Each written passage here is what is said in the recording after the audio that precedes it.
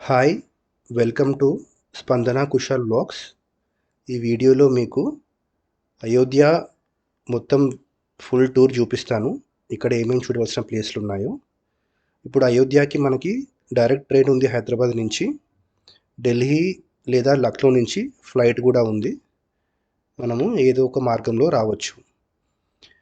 ఇక్కడ చూడవలసిన ప్లేస్‌లలో మొదటిది దశరథ్ రాజ్ మహల్. ఇది రాముడి యొక్క నాన్న దశరథ్ రాజ్ ఆయన కోట ఇది. ఈ వీడియో చూపిస్తాను కంప్లీట్‌గా లోపల నుంచి.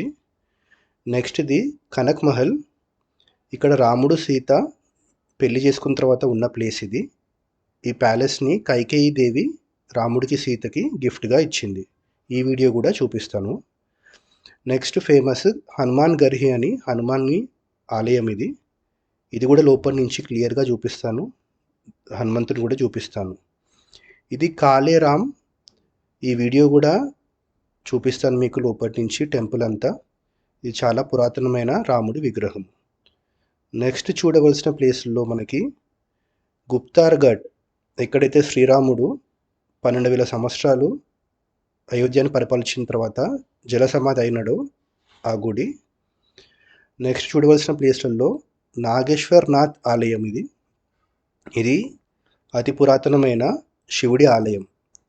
నెక్స్ట్ రామ్కి పైడి. ఇది ఒక కెనాల్ లాగా కట్టినారు. ఇక్కడే అన్ని ఈవెంట్స్ అవుతాయి. దీపావళి, దసరా అన్ని వేడుకలు ఇక్కడే జరుగుతాయి. మీరు ఇప్పుడు చూస్తుంది అయోధ్యలోని దశరథ్ మహల్. అంటే ఇది రాముడి వాళ్ళ నాన్న దశరథుడి ప్యాలెస్. ఇది రామ్ జన్మభూమి పక్కనే ఉంది, వాకబుల్ డిస్టెన్స్లో. ఇంకా అయోధ్యలోని హనుమాన్ గడి టెంపుల్ ఆపోజిట్లో ఉంది. ఇది మెయిన్ ఎంట్రన్స్. దీంట్లో నుంచి లోపలికి వెళ్తే మనం ప్యాలెస్లోకి ఎంటర్ అవుతాము.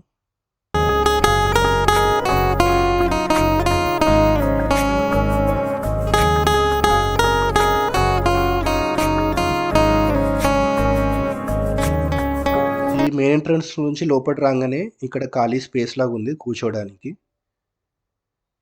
మీటింగ్ ఏరియా లాగా స్టేజ్ కూడా ఉంది పక్కన.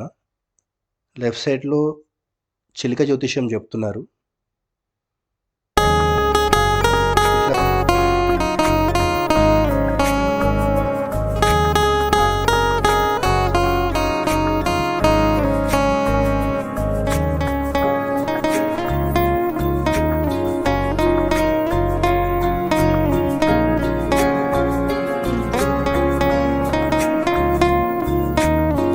ఇప్పుడు మనము నెక్స్ట్ సెకండ్ ఎంట్రన్స్లోకి ఎంటర్ అవుతున్నాము.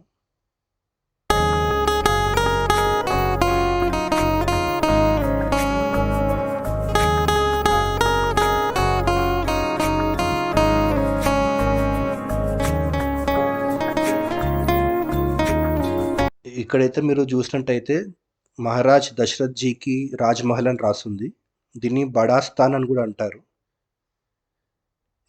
ఈ బిల్డింగ్ కొంచెం హైట్లో పెద్దగా ఉంటుంది అయోధ్యలోని మిగతా స్ట్రక్చర్స్తో కంపేర్ చేస్తే.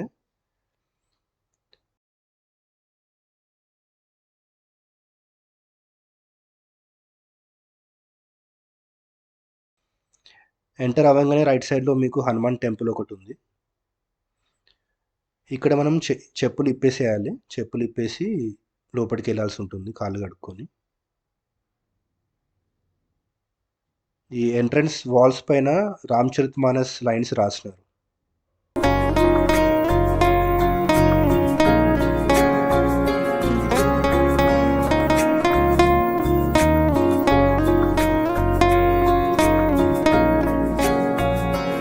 లోపలికి వెళ్ళి చూద్దాము. ఇక్కడ దశరథుని విగ్రహం ఏమి ఉండదు. రాముడి అన్నదమ్ములు, సీత విగ్రహాలు ఉంటాయి. దగ్గర నుంచి చూపిస్తాను.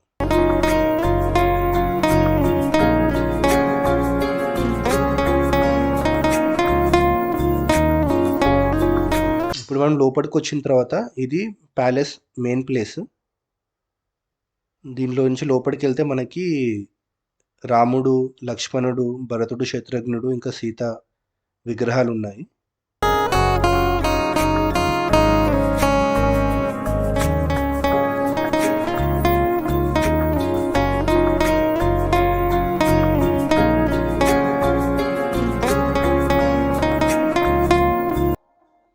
రాముడు తన చిన్నతనం అంతా అన్నదమ్ములతోని ఇక్కడే గడిపినట్టు చెప్తారు. ఆర్కిటెక్చర్ అయితే పెయింటింగ్ చాలా గ్రాండ్‌గా ఉంది లోపల.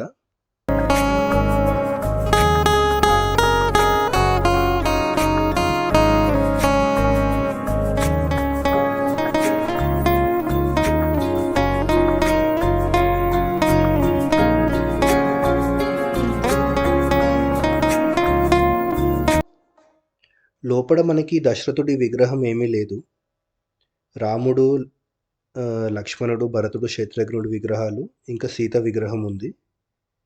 దగ్గర నుంచి చూపిస్తాను.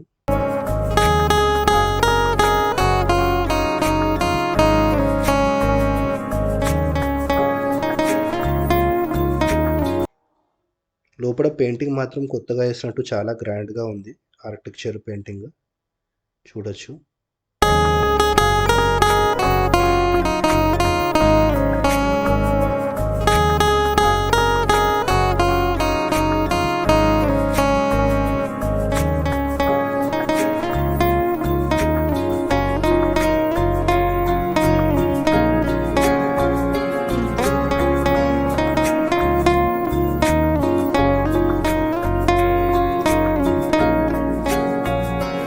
సో మీకు స్ట్రెయిట్‌గా కనిపించేది రాముడి అన్నదమ్ముల నలుగురి విగ్రహాలు.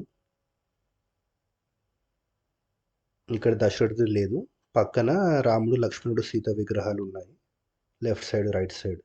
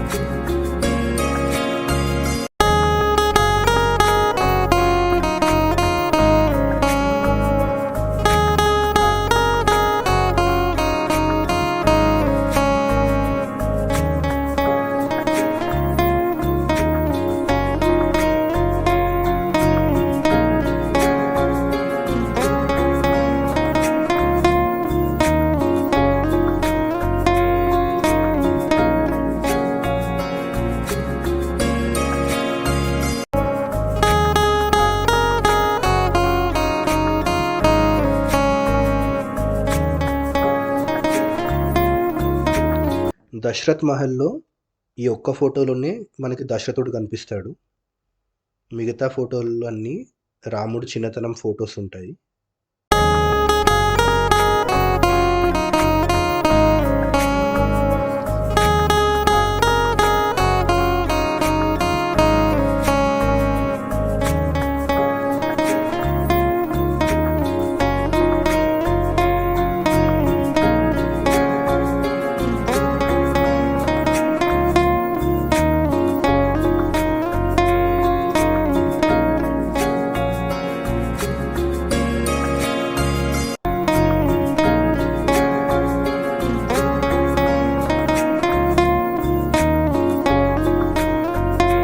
గోడ పైన చూడొచ్చు.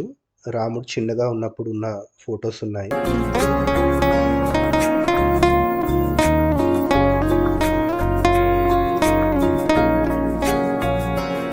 ఇప్పుడు చూస్తుంది అయోధ్యలోని కనక్ మహల్. ఇది రామ్ జన్మభూమికి వాకబుల్ డిస్టెన్స్లో ఉంది. ఈ కనక్ మహల్ స్పెషాలిటీ ఏంటి అంటే, రాముడికి సీతకి పెళ్ళి అయిన తర్వాత కైకేయి మాత, రాముడి వాళ్ళ అమ్మ, సీతకు ఈ మహల్ని గిఫ్ట్గా వచ్చింది ఉండడానికి. ఇది అన్ని బిల్డింగ్స్ కంటే ఈ కనక్ మహల్ అయోధ్యలో చాలా గ్రాండ్గా ఉంటుంది. లోపల చూపిస్తాను. ఈ హిస్టరీ ప్రకారం ఇక్కడికి మగవాళ్ళు ఎంట్రీ లేరు.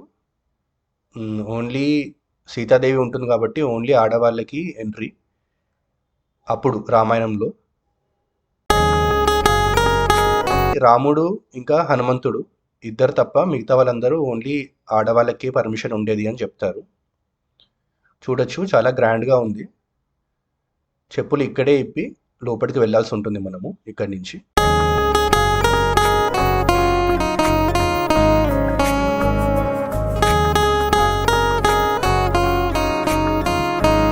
కొన్ని 1000 ఇయర్స్ కింద విక్రమాదిత్య అనే రాజు దీన్ని పునర్నిర్మించారు.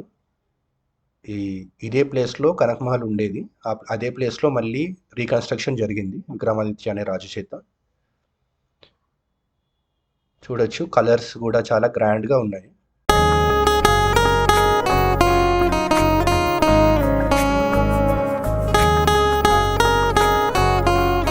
ఇది మెయిన్ ఎంట్రన్స్. ఇక్కడ నుంచి లోపలికి వెళ్తే మనం మహల్ లోపలికి ఎంటర్ అవుతాము. వాల్స్ పైన సీతారామన్ రాసుంది చాలా ప్లేస్లో. ఇక్కడికి వచ్చిన వాళ్ళు దానిపైన సీతారామన్ దిద్దుతున్నారు.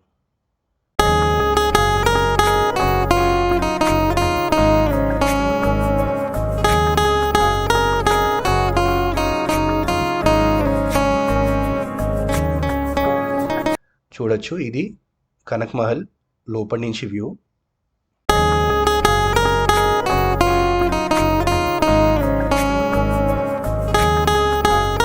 లోపలికి వెళ్తే మనకి రాముడు, సీత, లక్ష్మణ విగ్రహాలు ఉన్నాయి. మేము లోపలికి వెళ్ళే లోపల చాలా రష్ వచ్చేసింది. ఒక బస్సులో ఉన్న బస్ మొత్తం వచ్చేసింది, టూరిస్ట్ బస్సు. ఇంకా అదే టైంలో ఆరతి అవుతుంది. సో చూపిస్తాను. లోపలికి వెళ్ళే ప్లేస్ లేదు. కొన్ని హండ్రెడ్స్ ఆఫ్ మెంబర్స్ లోపల విగ్రహం దగ్గర ఉన్నారు.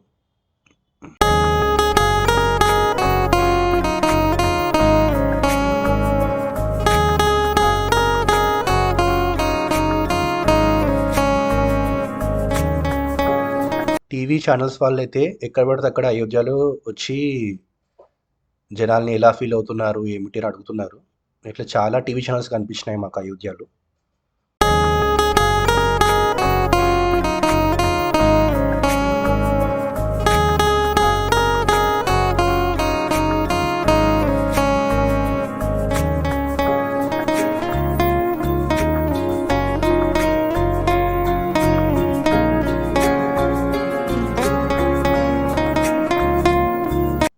లోపలికి వెళ్ళి దర్శనం చేసుకునే ప్లేస్ లేదు, చూపిస్తాను. అందుకే బయట కోసం వెయిట్ చేసాము వీళ్ళంతా వెళ్ళిపోయే వరకు.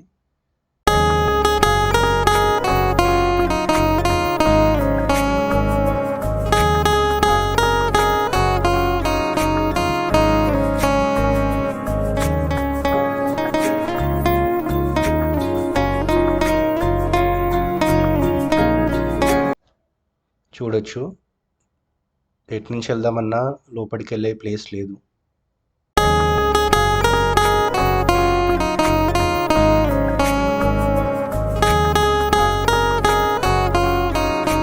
కానీ మీకు నేను దగ్గర నుంచి చూపిస్తాను.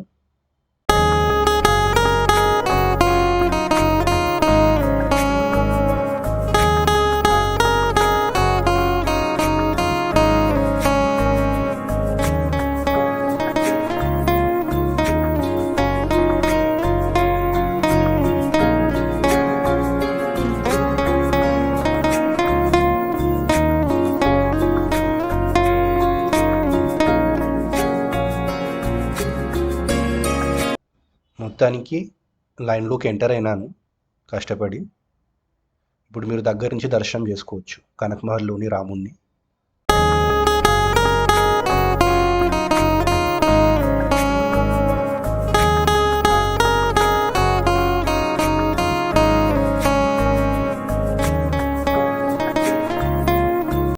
దర్శించుకోండి.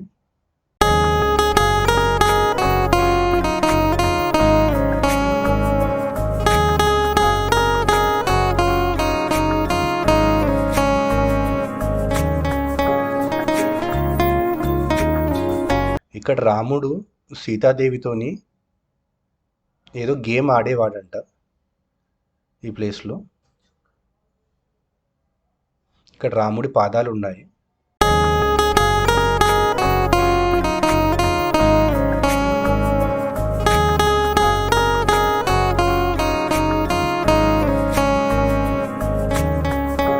ఇప్పుడు మీరు చూస్తుంది అయోధ్యలోని గుప్తార్ ఘాట్. ఇది అయోధ్య నుంచి ఒక 4-5 కిలోమీటర్స్ ఉంది, అయోధ్య మెయిన్ టెంపుల్ నుంచి. ఈ ప్లేస్ చరిత్ర ఏంది అనేది లోపల నేను అయ్యగారు చెప్తుంటే రికార్డ్ చేశాను. మీకు దేవుని దర్శనం చేపిస్తాను. ఇంకా అయ్యగారు ఈ చరిత్ర చెప్తున్నారు హిందీలో, అది కూడా చూపిస్తాను. ఇది సరయూ నది ఒడ్డున ఉంది గుప్తర్ ఘాట్. ఈ ప్లేస్ చరిత్ర ఏంటి అంటే, రాముడు అయోధ్యని 12,000 ఇయర్స్ 12,000 సంవత్సరాలు పరిపాలించిన తర్వాత, అప్పటికి సీత లక్ష్మణుడు రాముని వదిలేసి వెళ్ళిపోయినారు. రాముడు కూడా ఇక్కడికి వచ్చి జల సమాధి అయినాడు. మొత్తం అయోధ్యని కూడా, ఊర్లో ఉన్న వాళ్ళంతా కూడా రాముడితో పాటు వచ్చి ఇక్కడ జల సమాధి అయినారు అని చెప్తారు. ఇది చాలా పీస్ఫుల్గా ఉంది. సిటీ కొంచెం మెయిన్ టెంపుల్కి దూరంగా ఉండడం వల్ల ఇక్కడ రష్ కూడా తక్కువ ఉంది. చాలా నీట్గా ఉన్నాయి వాటర్ కానీ ప్లేస్ కానీ, చాలా పీస్ఫుల్గా ఉంది. మీకు ఇప్పుడు మీరు లోపలికి వెళ్ళి దేవుణ్ణి చూపిస్తాను మీకు. ఇక్కడ స్పెషాలిటీ ఏంటంటే, రాముడు ఎక్కడైనా కానీ చేతిలో ధనుస్సు పట్టుకుంటాడు, కానీ ఇక్కడ ఓన్లీ ఒక చిన్న గడ్డి చేతిలో అది పట్టుకుంటాడు, గరిక, బాణం ఉండదు. అన్నీ వదిలేసి చెప్పులు కూడా లేకుండా ఈ గుప్తర్ ఘాట్కి వచ్చి జలసమాధి అయినాడు అయోధ్యలోని ఉన్న ప్రజలు అందరితోని అని ఈ ప్లేస్ ప్రసిద్ధి.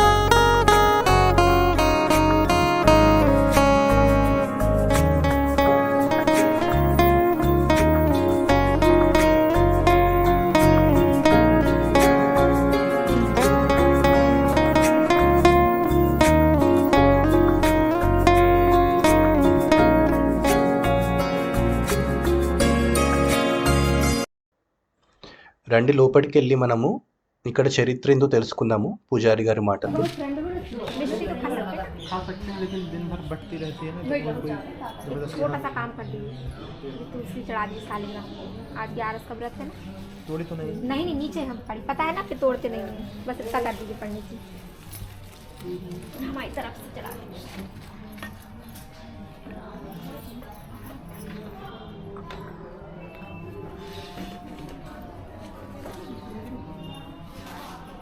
जय मेरे प्रभु स्वीकार करिए। ओम नमो भगवते वासुदेवाय।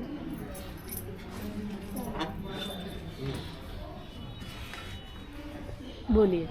त्रेता में जब राम जी मानव लीला पूरी कर लिए, अब जब समय हुआ कि त्रेता में राम अवतार का भी समय पूरा हो गया, तो जाना सबको है। तो जाने से पहले सीता जी और लक्ष्मण जा चुके थे, अब बचे थे भगवान, उनके पीछे उनकी पूरी नगरी।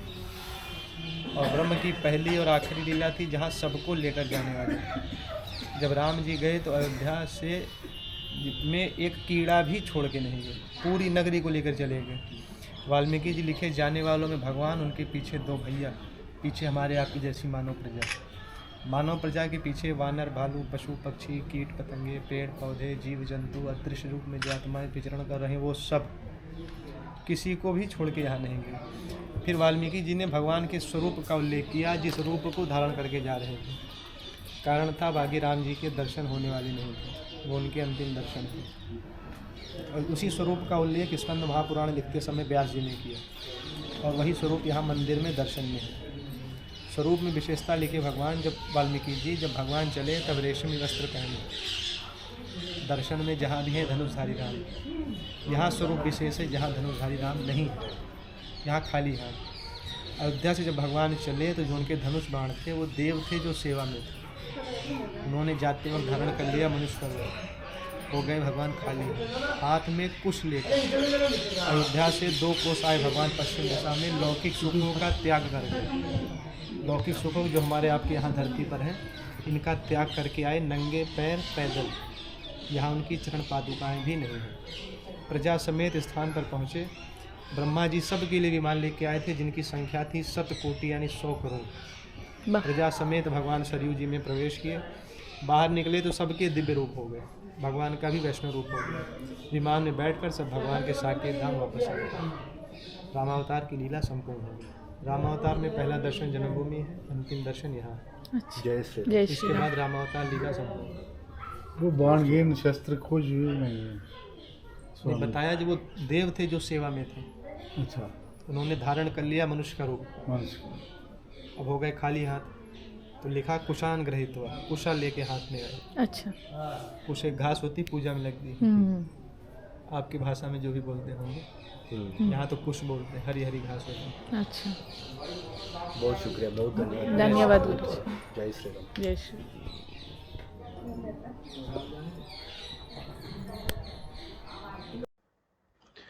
మేము దర్శనం చేసుకొని బయటకు వచ్చే టైంకు సన్సెట్ అవుతుంది. చుట్టుపక్కల పార్కులు పీస్ఫుల్గా ఉండడము, సన్సెట్ అవ్వడము చాలా రిలాక్సింగ్గా ఉండేది. మీరు అయోధ్యకు ఒకవేళ వచ్చినట్టయితే గుప్తార్ ఘాట్ దర్శనం మిస్ అవ్వకండి. చిన్నపిల్లలు ఎవరైనా ఉంటే చాలా ఎంజాయ్ చేస్తారు.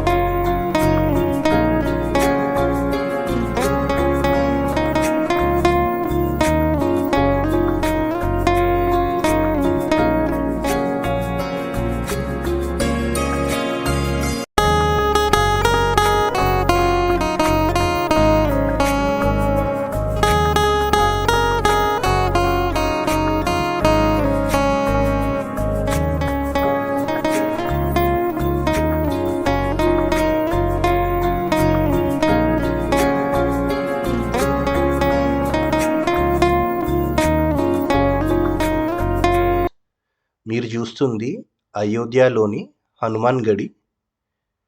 ఈ అయోధ్యలో చాలా పాత గుడి ఇది.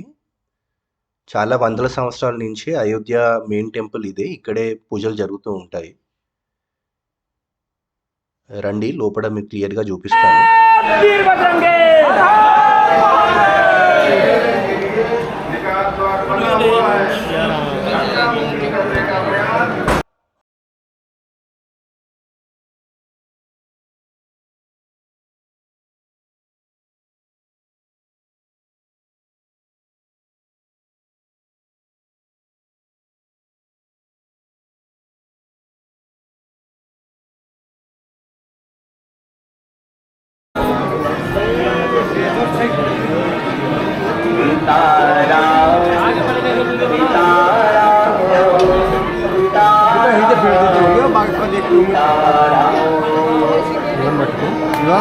ఇక్కడ మధ్యలో ఉన్నాడు.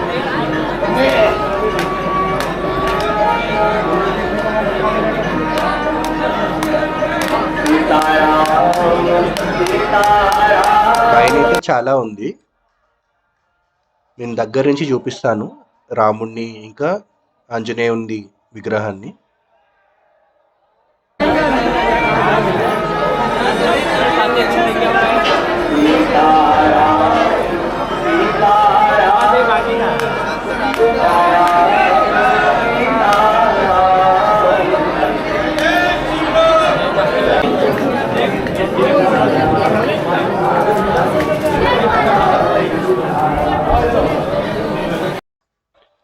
ఇక్కడ ఆంజనేయ స్వామి బాల రూపంలో ఉంటాడు. వాళ్ళ అమ్మ అంజనీదేవి ఒడిలో ఉంటాడు. వెనకేమో రాముడు, లక్ష్మణుడు, సీత విగ్రహాలు ఉన్నాయి.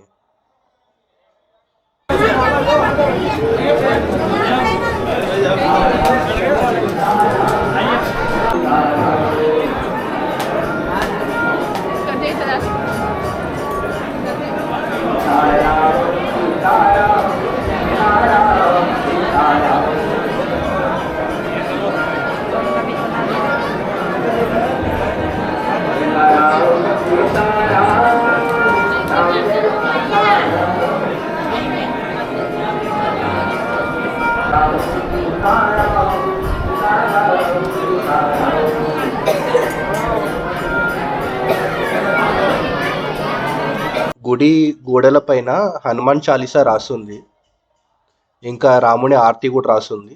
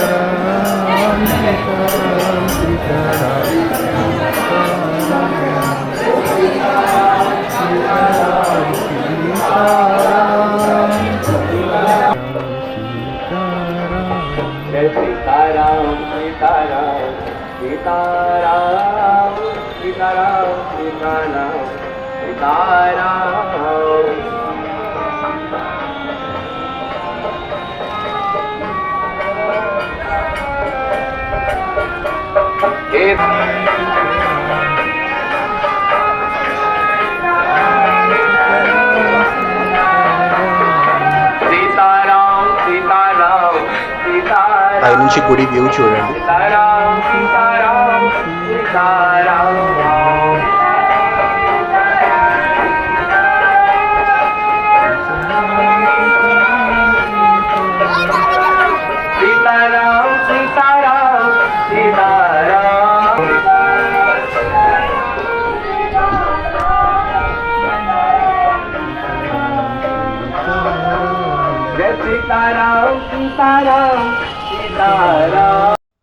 పైనుంచి అయోధ్య నగరం మొత్తం క్లియర్గా కనిపిస్తుంది ఇక్కడ నుంచి. ఈ వైట్ బిల్డింగ్ దశరథుని మహల్, రాముడి వాళ్ళ నాన్న మహల్ అది. ఇప్పుడు అయోధ్యలోని కాళేరామ్ మందిర్ చూస్తున్నారు. దీనికి కాళేరామ్ అని ఎందుకు వచ్చింది అంటే పేరు, రాముడి విగ్రహము శాలిగ్రామ్తోని తయారు చేసినారు. సో ఆ రాయి నల్లగా ఉండటం వల్ల దీనికి కాలే రామ్ అని పేరు వచ్చింది. దీన్ని చాలా సంవత్సరాల క్రితం మొఘల్ రాజు బాబర్ ఈ అయోధ్యలోని టెంపుల్స్ అన్నీ డిస్ట్రక్షన్ చేయడానికి వాళ్ళ సైనికులకి ఇన్స్ట్రక్ట్ చేసినప్పుడు అయోధ్య పండితులు ఈ విగ్రహాన్ని కాపాడడానికి సరియు నదికి అర్పితం ఇస్తారు. సో చాలా సంవత్సరాల తర్వాత మళ్ళీ అరౌండ్ 1800 ఇయర్లో ఒక మహారాష్ట్రన్ పండితుడికి రాముడు కలలోకి వచ్చి, నేను సరియు నదిలో ఇక్కడ ఉన్నాను, నన్ను బయటికి తీసుకొచ్చి నాగేశ్వర్నాథ్ శివుడి టెంపుల్ పక్కనే నన్ను ప్రతిష్ఠించండి అని ఆయనకు చెప్పారు. సో ఆ ఇన్స్ట్రక్షన్ ప్రకారం ఆ రాముడిని మళ్ళీ నీళ్ళలోంచి సరియు నదిలోంచి తీసుకొచ్చి ఇక్కడ ప్రతిష్ఠించినారు. చూడొచ్చు ఇక్కడ మీకు రాముడు, సీత, భరతుడు, లక్ష్మణుడు, శత్రుఘ్నుడు అందరూ కనిపిస్తారు. ఈ రాముడి విగ్రహము 2000 సంవత్సరాల కిందటిది, చాలా పురాతనమైనది. సో ఈ కాళేరామే మెయిన్ విగ్రహంగా పూజించేవాళ్ళు రామ జన్మభూమిలో 2000 సంవత్సరాల క్రితము. మీరు ఒకవేళ అయోధ్య వచ్చినట్టయితే ఇది సరియు నది పక్కన ఉన్న రామ్కి పైడి అనే స్నానం చేసే ఘాట్స్ పక్కనే ఉంది. అక్కడికి వచ్చిన తర్వాత ఎవరిని అడిగినా మీకు చెప్తారు. ఇది మధ్యాహ్నం టైంలో బంద్ చేసి ఉంటుంది. హనుమంతుడి విగ్రహం ఎదురుగా ఉంది. ఇది కూడా శాలిగ్రామ్తోనే తయారు చేసినారు, మీరు చూడొచ్చు. ఈ గుడి చాలా పీస్ఫుల్గా ఉంది, ఎక్కువ రష్ లేదు. ఎందుకంటే ఈ గుడి గురించి చాలామందికి తెలియదు, చాలా పురాతన విగ్రహం అని. ఇక్కడ ఉన్న పండితులు గుడిలో అందరూ మేము వచ్చేసరికి రామ్ చరిత్ మానస్ చదువుకుంటున్నారు, పారాయణం చేసుకుంటున్నారు. ఇంకా ఈ గుడి లోపడున్న గోడల పైన అందరి సంతుల ఫొటోస్ ఉన్నాయి. నాకు వాళ్ళ పేర్లు తెలియదు, కానీ మీరు దర్శించుకోవచ్చు. వీళ్ళంతా కూడా గురువులు. ఇస్కాన్ గురువు గారి ఫోటో కూడా ఉంది ఇక్కడ.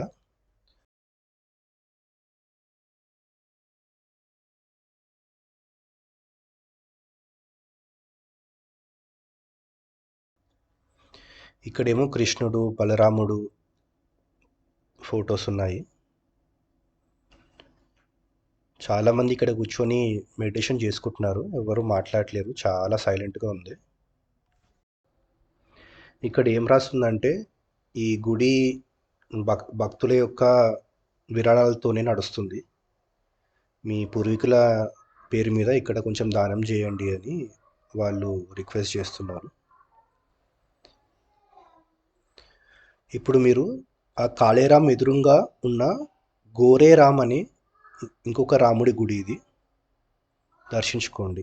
మీరు ఇప్పుడు చూస్తుంది అయోధ్యలోని నాగేశ్వర్నాథ్ టెంపుల్.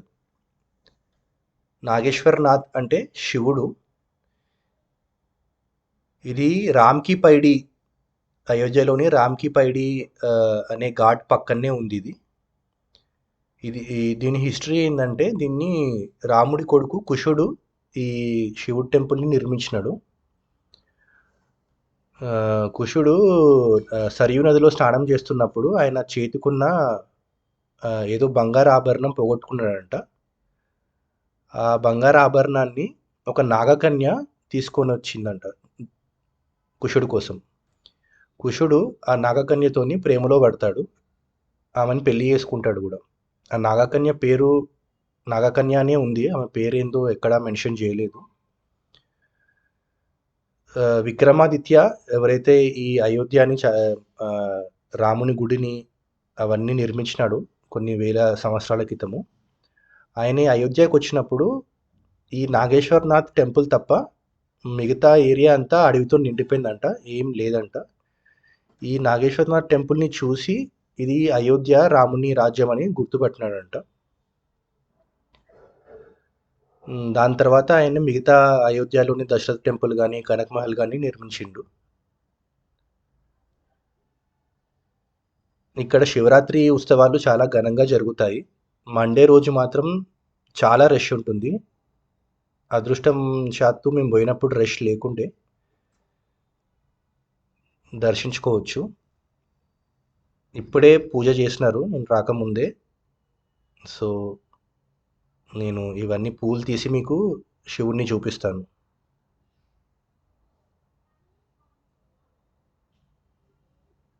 దర్శించుకోవచ్చు.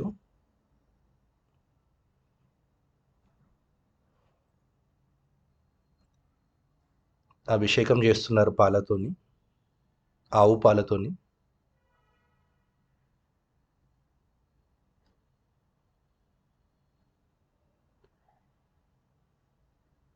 ఇది చాలా పాత శివుడి లింగము.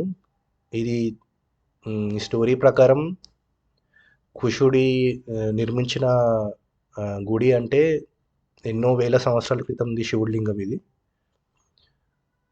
మొత్తం అయోధ్య అంతా అడవిలో కలిసిపోయినా కానీ ఈ శివుడి లింగము ఈ గుడి మాత్రము అట్లనే ఉందంట విక్రమాదిత్య వచ్చి చూసే వరకు కూడా. మీరు అయోధ్య వచ్చినట్టయితే ఈ నాగేశ్వర్నాథ్ టెంపుల్ని మిస్ అవ్వకండి. ఇది చాలా పురాతనమైన శివుడి లింగం. మీరు ఇప్పుడు చూస్తుంది అయోధ్యలోని రామ్కి పైడి. ఇదొక కెనాల్, సరియూ నది పక్కనే కట్టినారు. ఇది ఏంటి అంటే మెయిన్గా స్నానాలు చేయడానికి ఘాట్స్ అన్నమాట. ఈ సరియూ నదికి ఫ్రీక్వెంట్గా ఫ్లడ్స్ వస్తూ ఉంటాయి. ఫ్లడ్స్ వచ్చినప్పుడల్లా వీళ్ళు కట్టిన ఘాట్స్ అన్నీ మునిగిపోతూ ఉంటాయి. సో ఇప్పుడు ఏం చేసినారంటే ఆ నది పక్కనే ఒక కెనాల్ లాగా తయారు చేసినారు. ఎంత ఫ్లడ్స్ వచ్చినా కానీ ఈ కెనాల్లో వాటర్ ఓన్లీ ఒక 2 feet ఉంటాయి మ్యాక్స్, అంతే ఫ్లోటింగ్ వాటర్. ఇక్కడ మనము స్నానం చేయొచ్చు. ఎప్పుడు ఇదే లెవెల్లో ఉంటాయి, వాటర్ క్లీన్గా ఉన్నాయి. ఈ left side right side 2 sides మొత్తం స్నానం చేసే ఘాట్స్ బిల్డ్ చేసినారు. లెఫ్ట్ సైడ్ ఏమో గుడిలు ఉన్నాయి. కాళేరామ్, గోరేరామ్, నాగేశ్వర్నాథ్ టెంపుల్ అన్నీ లెఫ్ట్ సైడ్లోనే ఉన్నాయి. ఈ రామ్కి పైడి నయా ఘాట్ అనే ఘాట్లో నుంచి వస్తున్నాయి నీళ్ళన్నీ. నయా ఘాట్ అనేది ఎప్పుడు ఫ్లడ్స్ వచ్చినప్పుడల్లా మునిగిపోతూ ఉందంట చాలా సంవత్సరాల నుంచి. అందుకే ఇది కట్టినారు. ఇక్కడ 2 గిన్నిస్ వరల్డ్ రికార్డ్స్ క్రియేట్ చేసినారు దీపాలు వెలిగించి. ఒకటి 2019లో, ఒకటి రీసెంట్గా 2023లో. వాళ్ళ రికార్డ్ వాళ్ళే బ్రేక్ చేసినారు దీపావళి రోజు. రైట్ సైడ్ అన్ని యాక్టివిటీస్ అవుతున్నాయి. ఇదేదో మీటింగ్ లాగా ఉంది, ఉత్సవ్ అని. ఇంకా మీకు టూరిస్ట్ అట్రాక్షన్స్ ఉన్నాయి రైట్ సైడ్. ఫొటోస్ దిగడానికి పార్కులు, చిల్డ్రన్స్ ప్లే ఏరియా అవి ఉన్నాయి. అది దాటుకుంటూ ముందుకెళ్తే మీరు సరియూ నది ఆర్తి అయ్యే ప్లేస్కి వెళ్ళొచ్చు. వాటర్ చాలా క్లీన్గా ఉన్నాయి. దీంట్లో స్నానం చేసిన తర్వాత చాలా రిఫ్రెషింగ్ ఉండే. మీరు చూడొచ్చు, ఎట్లాంటి డస్ట్ గిస్ట్ ఏం లేదు. చాలా నీట్గా ఉన్నాయి వాటర్. మేమైతే చాలాసేపు స్నానం చేసినాం దీంట్లో. చిన్నపిల్లలు కూడా మునిగిపోరు, చాలా తక్కువ వాటర్ ఉండేసరికి. సో మునిగిపోతామనే టెన్షన్ లేకుండా ముసలోళ్ళైనా చిన్నపిల్లలైనా హాయిగా స్నానం చేయొచ్చు, ఈత వచ్చినా రాకున్నా. కింద కూడా మీకు సిమెంట్తోని బిల్డ్ చేసి వాటర్ లోపల దానిపైన ఇసుకేసినారు. సో హాయిగా నడవచ్చు, ఏం దెబ్బలు తాకితే రాళ్ళు ఉంటాయని టెన్షన్ లేదు. మీరు స్నానం చేసుకొని పక్కనే ఉన్న కాళీనాథ్, నాగేశ్వర్నాథ్ టెంపుల్స్ని దర్శించుకోవచ్చు. ఈ లెఫ్ట్ సైడ్ ఉన్న టెంపుల్స్ అన్నీ మధ్యాహ్నం పూట బంద్ చేసి ఉంటాయి. సో ఈవినింగ్ అన్నా మార్నింగ్ అన్నా మీరు వచ్చి స్నానం చేసి దర్శించుకోవడానికి చాలా బాగుంటుంది. అయోధ్యలో ఏం కల్చరల్ ఈవెంట్స్ ఉన్నా కానీ ఈ రామ్కి పైడి అనే ప్లేస్లోనే చేస్తారు. Thanks for watching.